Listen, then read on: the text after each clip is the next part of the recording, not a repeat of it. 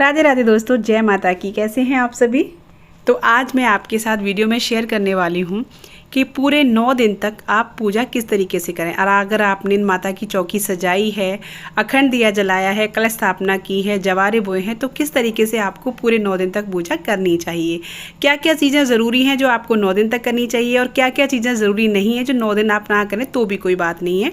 तो यही सब आज आपको इस वीडियो में मैं बताने वाली हूँ। बहुत ही सरल पूजा विधि आपको बताऊँगी। तो चलिए शुरू करते हैं। सबसे पहले आपको डेली की पूजा मैं बता रही हूँ कि जैसे आप अगले दिन से पूजा करते हैं, दोज वाले दिन से, तो कैसे करानी। सबसे पहले आपको स्नान कराना होता है। इस तरीके से आप स्नान कराइए, जल का छींटे लगा करके। तस्वीर है तो उसको आप पोंछ सकते हैं। बाकी आप इस तरीके से सबको, कलश को, गणेश जी को, सबको इस तरीके से स्नान कराना है, ज़रूरी होता है। तो सबसे पहले गणेश जी की पूजा करेंगे। गणेश जी की पूजा रोली से करिए। उसके बाद वस्त्र रूपी, ये आप पहले दिन भी कर सकते हैं, कलावा अर्पण करें, या रोज भी कर सकते हैं।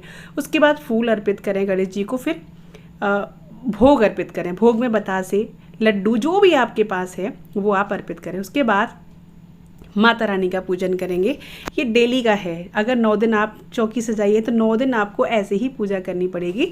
तो आपको माता रानी को टीका लगाना है रोली से। उसके बाद फूल या माला, ये अगर आप माला चढ़ाते हैं तो डेली आपको एक माला इस तरीके से चढ़ा सकते हैं, वरना फूल भी चढ़ा सकते हैं। ये ज़रूरी नहीं है कि आपने माला चढ़ाई है माता रानी को फूलों की तो आप डेली ही चढ़ाएं। जी नहीं, पहले दिन भी चढ़ा सकते हैं और रोज़ भी चढ़ा सकते हैं। उसके बाद में माता रानी को भोग अर्पित करना है। तो पान और बताशा, सुपारी और इलायची, लौंग, ये भी रख सकते हैं।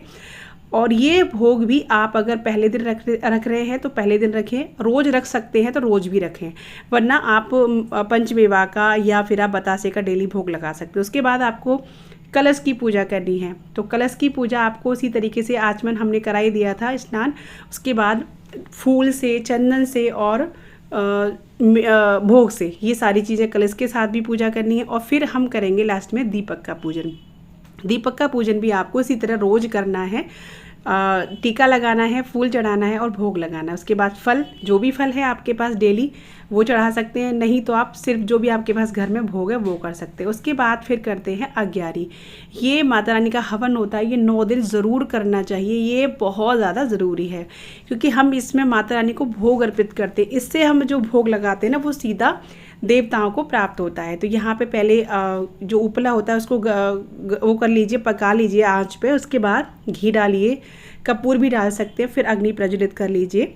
और उसके बाद में आपको चढ़ाना है लौंग का जोड़ा। तो पहले आप घी की आहुति 1 या 2 या 5 या 7 जैसे भी आप दे सकते हैं उतना आप दे दीजिए। छोटी सी चम्मच ले लीजिए, उस हिसाब से आप आहुति दे दीजिए घी की।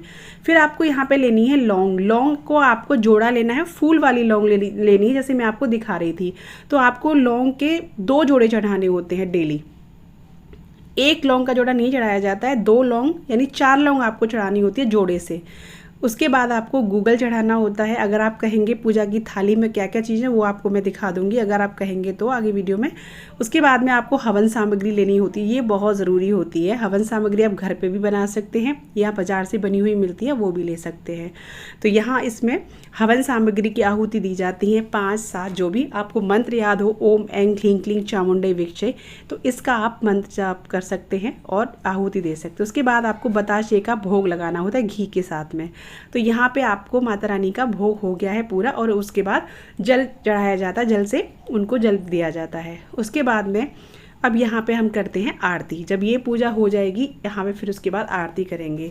तो ये पूजा आपको डेली 9 दिन इस तरीके से करनी ही करनी है।